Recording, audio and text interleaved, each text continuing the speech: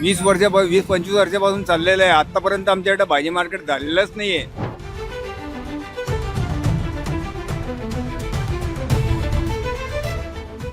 आम्हाला जेव्हा कोणी आलं का उठा म्हणता उठून जावं लागतं. आमच्या मालाचे नुकसान होत असते.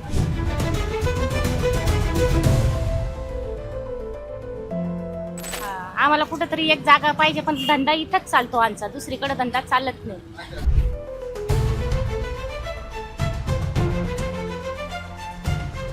नमस्कार, मी स्नेहल चौधरी. आपण पाहत आहात LS मराठी. गाव तिथं पार पार तिथे LS मराठीच्या विशेष भागात आपलं स्वागत आहे. आमचा गाव दौरा या मोहिमेत आज आपण पोहोचलोय फुलंब्री येथे. इथे नोकरदार आणि शेतकरी दोघेही प्रचंड अडचणीत आहेत. पावसाअभावी बाजारात भाजीपाल्याचे भाव वाढलेत, पण त्याचा थेट फायदा शेतकऱ्याला मिळतच नाहीये. गावात हक्काची भाजी मंडई नाहीये आणि निवडणुकीनंतर एकही लोकप्रतिनिधी फिरकला नसल्यानं नागरिकांमध्ये तीव्र संताप आहे. राज्यातील सर्व प्रकारची भेसळ थांबवण्यासाठी महाराष्ट्राला तुकाराम मुंढेंसारख्या कडक अधिकाऱ्यांची गरज आहे. नेत्यांचा काही फायदा नाही असा सनसनीत टोला इथल्या जनतेनं लगावलाय. याचाच थेट वास्तवाचा आढावा घेतलाय आमच्या प्रतिनिधींनी. पाहूयात हा विशेष रिपोर्ट. आज मी ह्या फुलंब्रीच्या बाजारपेठेमध्ये आहे. या बाजारपेठेमध्ये काही आंबे विक्रेते आहे, काही सर्वसामान्य नागरिक देखील आहेत. यांचे देखील काय भावना आहेत हे देखील आपण जाणून घेणार आहोत. काय आंब्याचा भाव कसा चालू आहे? आंब्याचा भाव सध्या चालू आहे 1.5 किलो, 100चे 1.5 किलो, 100चे 2 किलो. अच्छा, मला सांगा की तुकाराम मुंढेचे भेसळ आयुक्त झालेले आहेत. आता प्रत्येक गोष्टीमध्ये भेसळ पाहायला मिळत होते. बरोबर. ते जेव्हापासून आलेले आहेत हो. त्यामुळे आता कार्पेटचे आंबे असतील हे थांबलेले सगळे. हो, बिलकुल थांबलेले आहे. आणि ते तुकाराम मुंडे जे काम करतायत ते अगदी एकदम चांगल्या रीतीनं काम करताय आणि त्यांना इथंच राहायला पाहिजे असं माझं व्यक्त आहे. आणि त्यांनी दारू वगैरे बंद केली पाहिजे आणि जे बी भेसळयुक्त पदार्थ येऊ राहिले आता मार्केटमध्ये ते बंद करायला पाहिजे. दूधमध्ये आहे, मग दूधमध्ये भरपूर केमिकल येतं आहे. म्हशीचं सांगून गाईचं दूध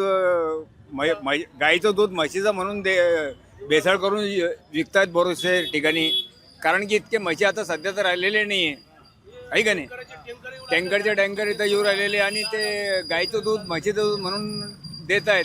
त्यामुळं शरीरावर पण त्याचा परिणाम होण्याची शक्यता आहे बऱ्याचशा ठिकाणी. तुम्ही आंबे विक्रेता आहे.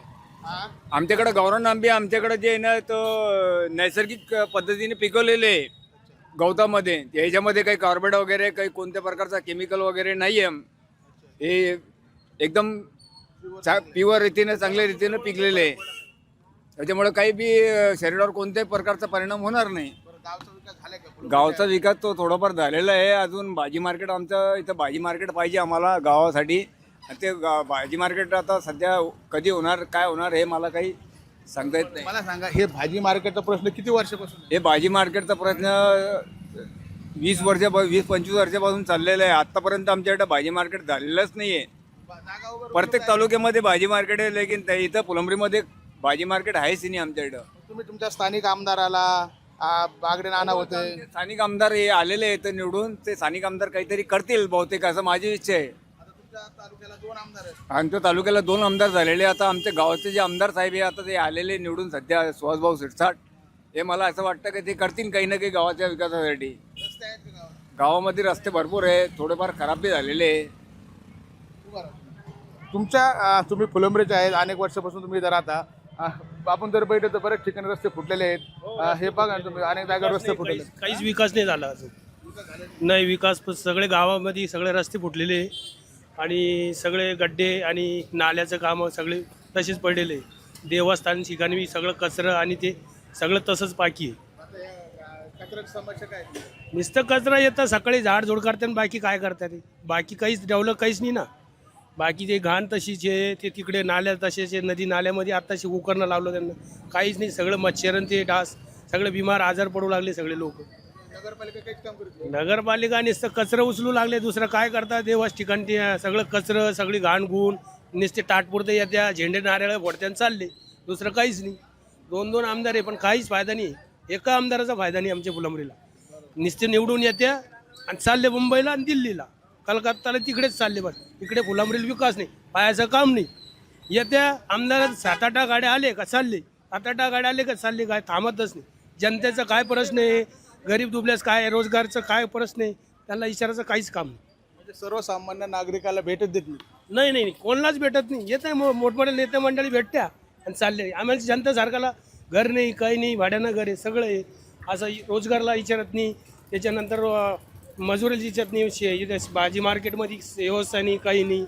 आम्हाला जिल्हा परिषदमध्ये टाकू लागले. जिल्हा परिषदमध्ये रोडाचं जे ट्रॅफिक जे आहे, ते गिऱ्हाईक आहे तर ते थांबत नाही. दुसरं काय, भाजी मार्केटचं आज बसत्या, उद्या आले का यंदाच बसून देऊ लागली 1 वर्षापासून. त्याच्यानंतर तर कोणीच बसून देत नव्हतं. महानगरपालिका नाही बसून देत होते. इकडे आले का पोलीसवाले घेऊन जायचे. स्वतःच्या हातगाड्यान पलंगण ते पोलीस स्टेशनमध्ये आमची. काय करणार साहेब त्याला? काय करतो? काय काय business आहे तुझा? वड सावित्री पूजा जे आले ते बिझनेस. मला सांग, इथल्या नागरिकांच्या समस्या काय आहे नेमकं? तुम्हाला बसायला जागा नाही का? बसायला जागा नाही आहे, ट्रॅफिक होते ते. ट्रॅफिक होते साहेब. Traffic. ट्रॅफिक आल्या का पुन्हा बोलत्या, पुन्हा इकडे गाड तिकडे भांडणं होते साहेब. मग काय करणार त्याला साहेब? नक्कीच या भाजी मार्केटमध्ये यांना जी काही भाजी मंडीची मागणी आहे, अनेक वर्षापासूनची भाजी मंडीची मागणी आहे, मात्र ती पुरी होत नाही. भाजी मंडीची मागणी आहे का तुमची? जर आपण पाहिलं तर या ठिकाणचे जे काही आंबे विक्रेते आहेत, आपण आणखी काही आंबे विक्रेते आहेत. आमची मागणी एवढीच आहे का बाबा मार्केटमध्ये चांगली सुविधा करावा, का व्यवस्थित ठेवा, मार्केटमध्ये विकास झाला पाहिजे फुलंब्रीचा, आणि सगळं म्हणजे मेन म्हणलं तर मार्केटची सुविधा करायला पाहिजे. भाजी मंडीच नाही. नाही, भाजी मार्केटचं असं मार्केट एक ठिकाणच नाही. म्हणजे आम्हाला 2-4 महिने झाले की इथून उचलत्या तिकडं नेऊन टाकत्या गड्ड्यामध्ये, तिथं भरपूर घाणे, आणि तिथून सरी काढते की परत रोडवर येतो आम्ही. तुमची बेसिक समस्या आहे की भाजी मार्केट तुम्हाला पाहिजे. हां, मार्केट पाहिजे आम्हाला, हक्काचं पाहिजे आम्हाला. आता याच्यामुळे पोलिसाचा त्रास होत असेल तुम्हाला? हो, भरपूर त्रास देते आम्हाला. म्हणजे कोणी पण येतं, कोणी कंप्लेंट करतं मध्ये का यांना उचला बाबा, गरीब दुबले, आम्ही पाट्या 2-2, 5-5 किलो घेऊन निघतो आम्ही. 200-200 रुपये साठी त्याच्यासाठीच लागतो आम्हाला. मग आम्ही धंदा कसा करायचा? आम्ही मग आता त्यांचा प्रश्न त्यांनीच सोडला पाहिजे ना. यांनी गरीब दुबल्याला द्यायला पाहिजे यांनी, आहे का नाही? एवढंच आमचं मागणं आहे बस. बरोबर. मला सांगा, तुम्ही अनेक वर्षापासून या ठिकाणी तुमचा धंदा आहे, भाजीपाल्याचा असेल, आंबे विक्रेत्याचा असेल, मेन समस्या या ठिकाणी तुम्हाला मार्केट उपलब्ध नाही असं ऐकायला मिळतं. हो, मार्केट उपलब्ध नाही आहे, आणि दुसरीकडे पण दिलं तर धंदा होत नाही आमचा. अच्छा. तर त्याच्यामुळे इथंच बसतो आम्ही. पण मग इथं आल्यानंतर ट्रॅफिक जाम होते, मग पुन्हा महानगरपालिकेत लोक येतात, हा, विचारतात तुम्हाला. उठून देतात ते. मग तुम्हाला हक्काचा बाजारपेठ नाही का? नाही, हक्काचं बाजारपेठ नाही आम्हाला. तुम्ही मागणी केली नाही का? मागणी केलेली आहे, दिलं होतं आम्हाला शाळेमध्ये, पण नंतर काही प्रॉब्लेम आले त्यांचे, कॅन्सल केली त्यांनी. आधी तिकडे ते गड्ड्यात दिलं होतं, तिथे धंदे व्हायचे नाही. तिथून उठलं, परत इथे येऊन बसलो आम्ही सगळे. आता तर तुमच्याला 2 आमदार आलेत ना, एक सुहास शिरसाट आहेत, अनुराधा चव्हाण हो, आहेत. आहे ना. मग आता वाटत नाही तुम्हाला होईल म्हणून? होईल ना, करतील ना ते काही ना काही. तुम्ही कधी त्यांच्याकडे समस्या मांडली का? त्यांनी श्वास भाऊ होते त्यावेळेस त्यांनी केलं होतं, ते प्रयत्न केले होते, तिथे त्या गड्ड्यात दिले होतं, पण तिकडे धंदेच व्हायचे नाही ना. धंदे मार्केट यायचं फक्त भाजीपाल्याचं. मेन तुम्हाला या मार्केटमध्ये तुम्हाला जागा उपलब्ध हा, पाहिजे. पाहिजे. पण जागा आहे का तशी? जागा नाही, तर उपलब्धच नाही ना, मेन रोडलाच नाही ना अशी भाजीपाल्यासाठी. त्याच्यामुळे ते अडचण आहे. तुमची इथली महानगरपालिका आहे, आता तिथे महानगरपालिकेचे लोक काम करते का? स्वच्छता वगैरे कशी? हो, पूर्ण चांगली गावात स्वच्छता व्यवस्थित करतात. स्वच्छता आहे. रोजची व्यवस्था आहे. रोड तर सगळे रोड. दिसू लागले. रोड मग आता ते आधी तो पासूनच येते, नवीन काहीच नाही झालं आता. जुने रस्ते सगळे. हा, जुने काळात. नक्कीच आपण जर पाहिलं तर या बाजारपेठेमध्ये जर आपण जर पाहिलं तर सर्वात महत्त्वाचं आहे ते की ह्या लोकांना स्वतःचं हक्काचं बाजारपेठ उपलब्ध नाही. वेळोवेळी त्यांना महानगरपालिकेचे लोक येतात, या ठिकाणाहून उचलून दुसरीकडे शिफ्ट करतात. या शिफ्टिंगमुळे मात्र हे नागरिक त्रस्त आहेत, आणि त्यांना कुठेतरी हक्काचं एक स्वतःचं बाजारपेठ पाहिजे, जेणेकरून त्यांचे जे काही व्यवसाय आहेत, जो काही हातगाडा व्यवसाय करतात, ते कुठेतरी सुलभ होईल, आणि त्यांचं जे काय आहे ते हातावरती जे काही पोट भरून हा स्वतःचं उपजीविका भागतात. अशांना कुठेतरी हक्काचं बाजारपेठ उपलब्ध व्हा, यासाठी मात्र ते प्रयत्न करताना देखील आपल्याला पाहायला मिळत आहेत. त्यामुळे आता महानगरपालिका हे काय याच्याकडे पाहते हे देखील महत्त्वाचं ठरणार आहे. ताई, कधीपासून तुम्ही हा व्यवसाय करता? आम्ही 7 वर्षापासून. काय अडचणीला सामोरं जावं लागतं तुम्हाला? आम्हाला जेव्हा कोणी आलं का उठा म्हणता उठून जावं लागतं. आमच्या मालाची नुकसान होत असते. आम्हाला कुठंतरी एक जागा पाहिजे, पण धंदा इथंच चालतो आमचा, दुसरीकडे धंदा चालत नाही. म्हणजे ज्या ठिकाणी प्रॉब्लेम आहे हा, ठीक आहे. आणखी काही नागरिक आहेत, आपण त्यांच्याकडून देखील आता जाणून घेण्याचा प्रयत्न करणार आहोत. कारण की आता भाज्याचे भाव देखील गगनाला मिळालेले आहेत, त्यामुळे भाजीपाल्याचे भाव काय आहेत हे देखील आपण जाणून घेणार आहोत. काही महिला माझ्यासोबत आहेत. आपण त्यांच्याशी देखील चर्चा करणार आहोत की नेमकं त्यांच्या काय अडचणी आहेत, काय समस्या आहेत आणि भाजीपाल्याचे भाव जे आहेत आता सध्या कशा आहेत हे देखील आपण त्यांच्याकडून जाणून घेऊयात. आजी कशा आहेत? बर, काय भाजीपाल्याचे भाव कसे आहेत? भाजीपाल्याचे भाव तर आता कसे तिकून तर महाग भेटू राहिले, ते सस्ते मागू राहिले लोक. अच्छा, म्हणजे तू कोण घेताना महाग येऊ राहिलं? हा, आणि इकडे स्वस्त भेटू राहिलं. मग असं कसं जाणार आता काय करणार त्याला? पुढे? हा. बरं, मग आता वांगे बटाटे ही कशी आहे सध्या? बरी आहे. मग आता हे भाव वाढल्यामुळं गिराईक आहे का? गिराईकच काय राहील? भाव वाढे गिराईकच काय राहील? काय घेतील लोक काय खातील? महाग झाल्यावर काय खातील लोक? महागाई वाढली का? मग महागाई वाढली तर कशी साऱ्याच गोष्टी महागाई वाढेल. आणि आम्ही बसले पाण्यात मस्त पद्धतशीर. बरं, तुम्हाला हक्काची जागा नाही का बसायला? नाही जागा नाही आम्हाला. बस आम्ही नुसतं असं पोलीस आले की उठलो की पळालो, पोलीस आले की उठलो की पळालो, बस असं द्या. आणि आम्हाला फक्त त्यामुळे तुमचं नुकसान होतं. आणि मग नुकसान नाही होतं का मला प्याज चढ ते आमचे. पण ज्या लोकांना तुम्ही निवडून दिले त्या लोकांना तुम्ही म्हणत नाही का आम्हाला हक्काची जागा द्या म्हणून? काही नाही, ते लोक काय म्हणत होते शाळेत जा, घडीत काय म्हणे नगरपंचायत जा, घडीत काय म्हणे हे भीत पाडतो आम्ही. नाही जर पाडी तर आम्हाला भर चौकात आणा. एक की तुम्ही थोडे हे लोकायचे नुसतं निवडून येऊ तर झालं. मग आता भित्त पाडी नाही आणि भीत काय ती पाडतं, कोण पाडतं, झालं द्यायचं काम आटपलं द्यायचं खेळ. ते तुम्हाला काय म्हणले होते? आता भीत पाडू आणि नगरपंचायत मध्ये बसवू, काही शाळेत बसवू, कुठे बसवलं? जर भित्त नाही पाडली तर आणि नाही भीत बी नाही पाडली, नगरपंचायत मध्ये बी नाही बसवलं. तुम्ही जबाब विचारा ना त्यांना. काय विचारते आम्ही, काय विचारा बाबा त्यांना.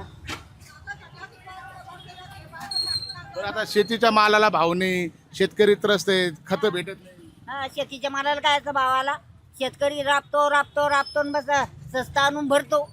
मग बस नक्कीच आपण जर पाहिलं तर ह्या भाज्या विक्रेत्याच्या भाव नव्हत्या. भाव वाढल्यामुळे कुठेतरी गिराईकी त्यांना आता पाहायला मिळत नाही. त्यामुळे आता मोठ्या प्रमाणामध्ये महागाई वाढलेली आहे. त्यामुळं अनेक नागरिकांना मात्र आता भाजीपाला घेताना देखील तारेवरती कसरत करताना आपल्याला पाहायला मिळते. त्यामुळे सर्वसामान्याच्या अवक्याच्या बाहेर येत आहे भाजीपाला देखील गेल्याचं आपल्याला पाहायला मिळत आहे. या ठिकाणी पाहू शकतो की आपण हे जे भाजी मंडई आहे या भाजी मंडईमध्ये नागरिक तर आहेत, मात्र आपल्याला गिराईक दिसताना आपल्याला कुठेतरी पाहायला मिळत नाही. कारण की जे काही भाजीपाल्याचे भाव आहे हे सर्वसामान्य नागरिकाच्या अवक्याच्या बाहेर आहेत.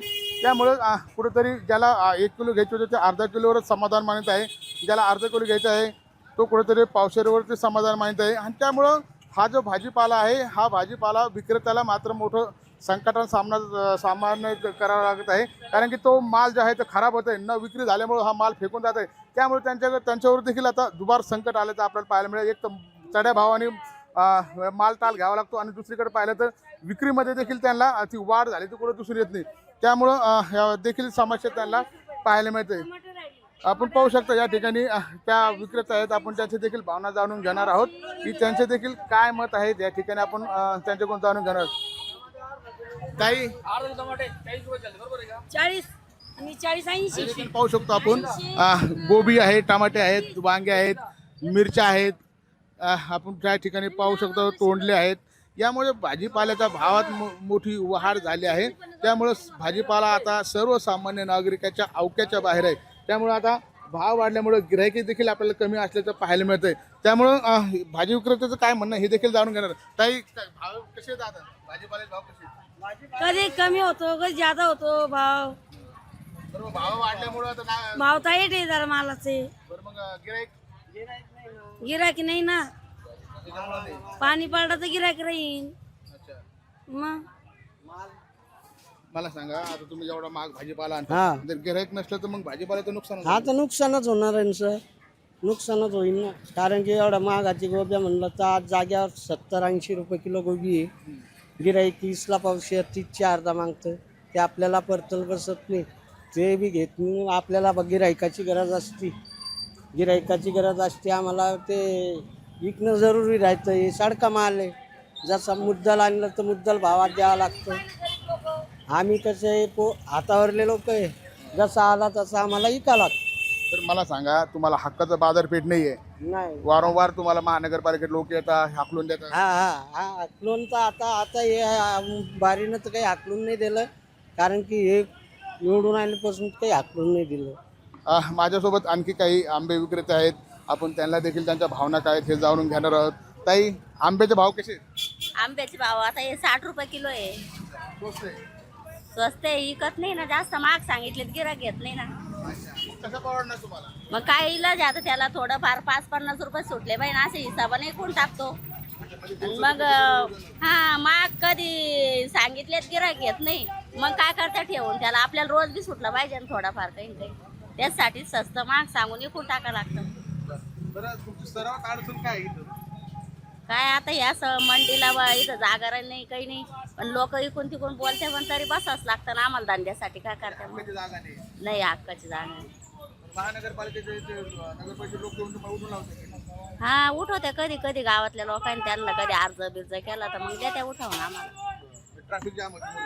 हा त्याच्यामुळेच त्यांना बी त्रास होतो ना जाय यायला.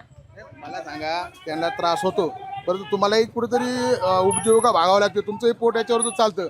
मग नगरपालिकेचं काम आहे, स्थानिक लोकांचं काम आहे, तुम्हाला कुठेतरी बाजारपेठ उपलब्ध करून द्यावा. आहे त्यांचं काम, पण आता मनावर नाही धरत ना, कोणी करत नाही ना. तुमच्याकडे 2 आमदार झाले तुमच्या तालुक्याला. हा आता आमच्या गावचाच आमदार झाले ना. मग आता होईल ना विकास? आता केला पाहिजे ते ना, होईल ना, मग करतील ना. करतील ना. वाटतं विकास? हा वाटतं ना करतील म्हणून. आता गावचेच आहे ना. हा चांगलं झाले तर आपल्या गावचे झाले, हक्काचे माणसं आहे ना. हक्काच्या माणसाला जागा उचलून पाहिजे. आता करतील ना. मेन म्हणजे सगळ्यात महत्त्वाचा ह्या नागरिकाची समस्या जी आहे, तर याला हक्काचं कुठेही बाजारपेठ नाही. त्यामुळे या समस्यांना त्यांना सामोरं जावं लागतं. की वेळोवेळी महानगरपालिकेचे लोक येऊन त्यांना या जागेवरून उठवतात. त्यानंतर पोलिसांकडून देखील त्यांना त्रास झाल्याचं आपल्याला पाहायला मिळतं. त्यामुळे त्यांना हक्काच्या बाजारपेठ पाहिजे. जे काही भाजीपाला आणतात, जे काही त्यांच्याकडे वस्तू आहेत, त्या येऊन उचलून घेण्याचे काम केलं जातं. त्यामुळे त्यांचं आर्थिक नुकसान होतं, त्याचबरोबर धंदाही बुडतो आणि कुठेतरी रोजंदारीवर देखील त्यांचा परिणाम होतो. त्यामुळं महानगर जी काही इथली नगरपालिका आहे, या नगरपालिकेने त्यांना पर्यायी जागेची त्यांच्याकडे मागणी केली जाते. परंतु सरकार आणि स्थानिक महानगरपालिका जी काही नगर परिषद आहे, ही त्यांचे म्हणणे ऐकून घेणार आहे का, आणि त्यांना कुठेतरी सुलभ असं बाजारपेठ उपलब्ध करून देणार का, हे देखील पाहणं महत्त्वाचं ठरणार आहे. संजय आहेर, फुलंब्री, छत्रपती संभाजीनगर.